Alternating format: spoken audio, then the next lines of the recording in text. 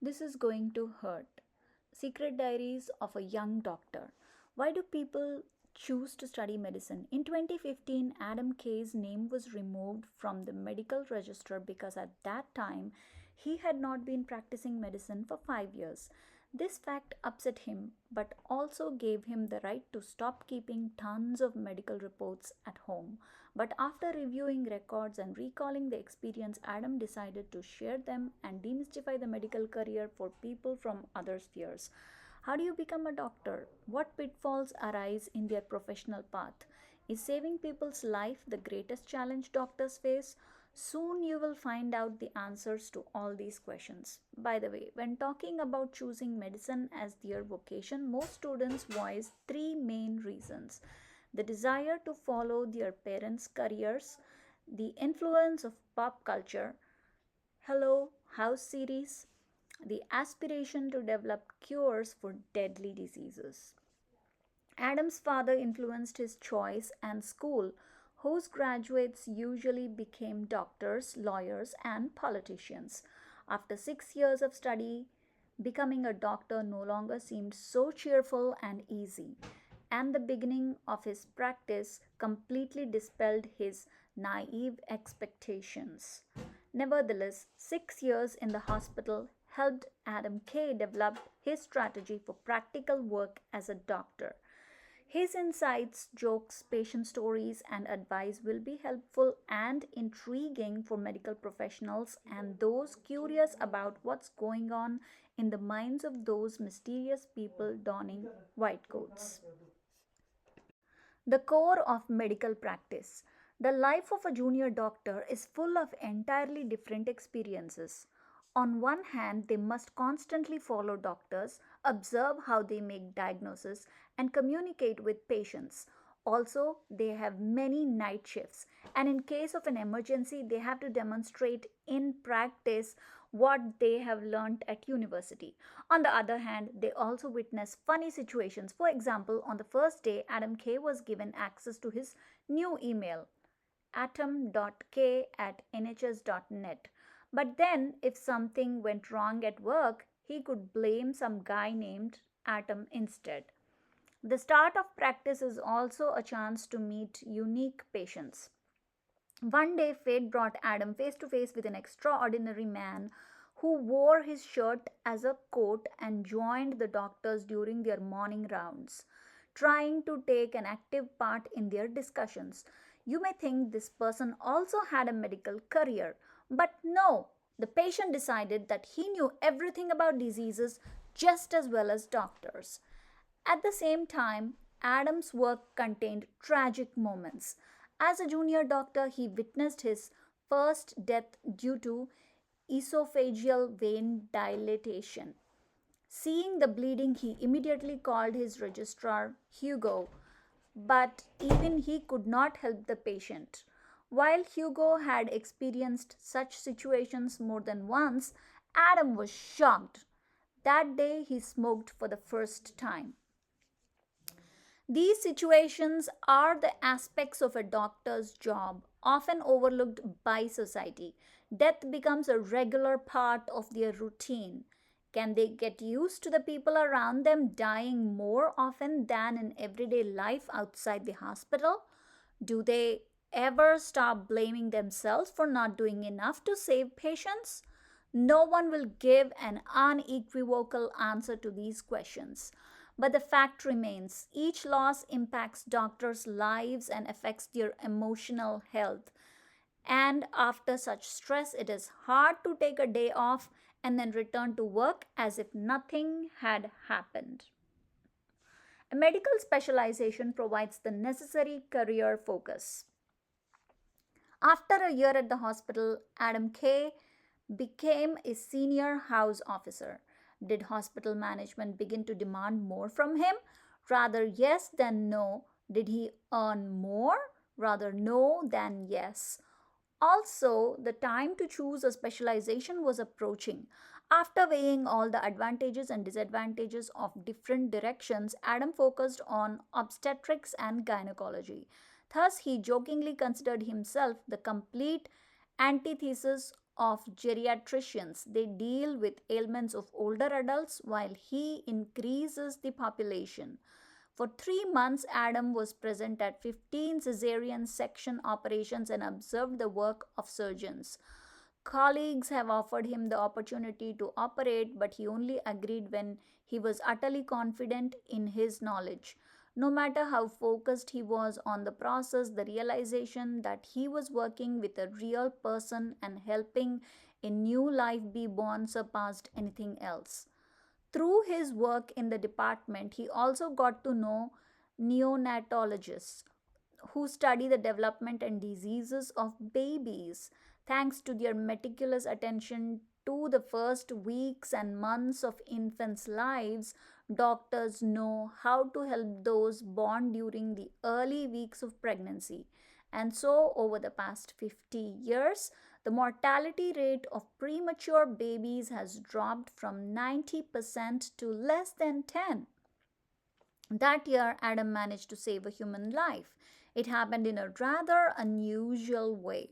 During the night shift, he opened Facebook for a second and stumbled upon a friend's post that looked much like a death note. After a 2 hour conversation, Adam ensured that the young man would go to the hospital the following morning.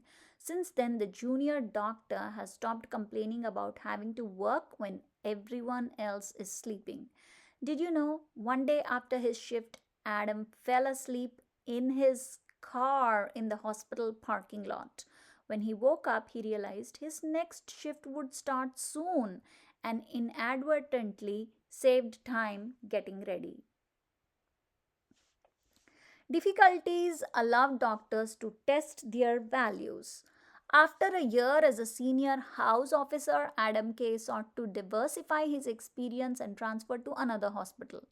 The working conditions were more challenging with fewer tools and less technology access than at the previous location. But Adam knew one thing for sure. He liked his chosen path and would continue to practice as an obstetrician and gynecologist. For him, the most important things were the reproductive health of his patients and safe childbirth. During his second year of practice, Adam began preparing for an exam that would allow him to become a member of the Royal College of Obstetricians and Gynecologists. Driven by his experience and confidence in his knowledge, he focused on two textbooks. Unfortunately, the textbooks quickly disappointed the junior doctor. The first textbook consists of terms he and his colleagues had never used during their practice, and another as if mockingly assured readers that they would only need a few hours a day for 6 months to prepare for the exam. Guess how much time Adam had? 4 months. And of course, even imagining extra hours in the day was also impossible. Yet, in every challenging situation, he found support from his partner, affectionately referred to as H. Imagine this remarkable individual who willingly tolerated the fact that Adam worked round the clock, couldn't pick up a birthday gift from the post office, and asked to move each year because of a work transfer. Do you agree that H deserves not only an honorary diploma but also a medal for their sincere and unwavering support? That year gave him another valuable acquaintance with an 80-year-old Polish woman. Without any hints, she immediately recognized that previous generations of Adam's family came from Poland. The woman inspired him with her cheerfulness and openness. She introduced him to all her visiting relatives and always had stories from her life ready to amuse Adam when he asked how she was doing. A time when doctors can finally breathe easy. The third year brought Adam K. two important realizations. First, he did not care that his salary was below the minimum because he felt fulfilled in his medical vocation and understood its value. Furthermore, he began to pay closer attention to how doctors communicate and whether they valued each other's work. After all, months without days off, additional shifts, and penalties for the slightest mistake were considered the norm in the hospital. But there was no point in waiting for support and encouraging words from colleagues. Would house officers feel better if they changed their work ethic? The only way to verify this was to practice vocal support. The second realization was the desire to find a place with age. Although the apartment search process was sometimes exciting, Adam enjoyed talking with a counselor about possibly getting a mortgage. The counselor did not hide this surprise that the junior doctor's expenses were minimal. Adam had never been more grateful for his job, even though it didn't give him free time to have fun and spend money. Adam soon became a registrar. Now he participated in the department's management, taught students, and was involved only in complex operations. He was often late for work, but now he held an important position, managed to spend time with his partner, and had his own place. Life ceased to seem as monotonous and complicated as before. However, everything was not always as cloudless as he would have liked. One day, Adam deliberately spent his day off working overtime at the hospital. This behavior is how Stockholm Syndrome works. Feeling enjoyment from the circumstances restricting your freedom. Actually, he just wanted to make sure his patient was okay after a complicated operation. Medical superstitions on how doctors turn illogical. Adam's new position allowed him to share his knowledge and deepen his experience out of curiosity. He could guess the diagnosis of people on the street, which is much more difficult for an obstetrician gynecologist than for a dermatologist. But what he always remained constant in his life, in his work, is the principle that an even number of staples in suturing can lead to misfortune. Therefore, Adam taught students to apply only odd amounts. But that sounds like some superstitious medical belief, you might say. Well, this knowledge was passed down to Adam from a trusted professor, and he saw nothing wrong with just following it. The same applies to good luck wishes before the night shift. In the hospital, anyone uttering these words is instantly met with curses. Why? Because without fail, the apocalypse would unfold the very next second. A patient with a foreign object in the anus would come for an urgent examination. 8 women went into labor simultaneously, and 3 doctors needed help. Fed up with such coincidences, Adam even refused to operate if Kiss songs were playing on the radio, especially those dealing with death, hell, and other dramas, although AC/DC songs would hardly satisfy him either. Also, he and his colleagues had a tradition of keeping a list of strangest names for newborns. Their top included Satan, which sounds like Satan, Laisanya, and Princess Michael. Of course, those years were filled not only with various prejudices and hospital entertainment. Adam also gained work experience in a private clinic, but the number of unreasonable expenses, the need for patients to solve problems with insurance, and additional responsibility did not inspire him to switch to the private institution. No matter how many stories he heard about mountains of gold, therefore, he recalled the memories of their jokes with the greater desire than his acquaintance within the field of private medicine. Did you know? Once a patient unreasonably sued Adam Kay, accusing him of unprofessionalism and harming people. Upset by the lawsuit, Adam briefly considered countersuing because her claims distracted him from his direct duties. The greatest achievement can be the beginning of the end. Having received an offer to become a senior registrar, Adam changed his place of work again. Now his pager called him out much less often, although, as always, the responsibility increased. Among his new duties, he explored conception techniques in cases of infertility.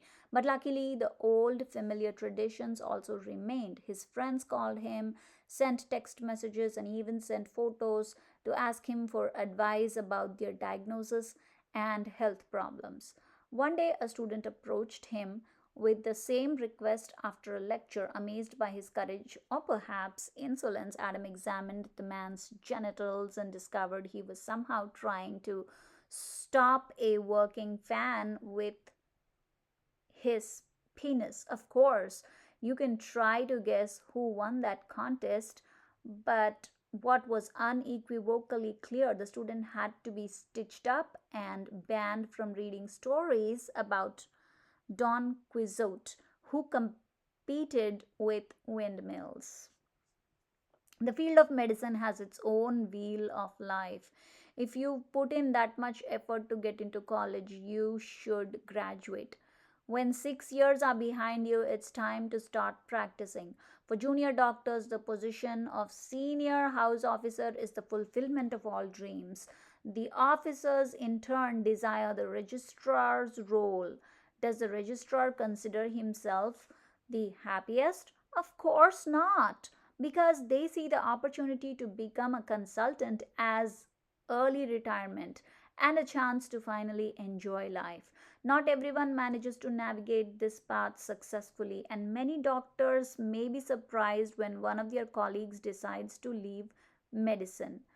But this was Adam Kay's decision after a challenging delivery in which the child died and the mother lost a lot of blood. Of course, he did everything in his power and it was not his fault, but Adam knew he could not go through this again. Adam Kay worked at the hospital for several more months. He hoped that he would not leave medicine if he engaged in academic science and writing medical articles instead of practice. But it didn't help. Now Adam felt like a completely different person. He struggled to express emotions and communicate with patients and colleagues. After leaving the hospital, he found himself writing scripts for television programs. He noticed that his usual sense of humor and zest for life was slowly returning to him. Now, his experience as a doctor allowed him to create stories that would entertain and educate audiences. Although he has finished his practice, he will always draw people's attention to the fact that doctors constantly feel great responsibility and pressure. The insufficient number of specialists in many state medical institutions indicates that the motivation of employees is not money but the willingness to help people take care of their health and often the need to save patients' lives. Society must stop perceiving doctors as people from another planet who have no feelings and needs but simply serve others. They have to constantly balance on the edge of a knife, trying to combine their private and professional lives and not burn out while overcoming daily challenges. And it will be easier for them to cope with all this if they feel the understanding and support of others.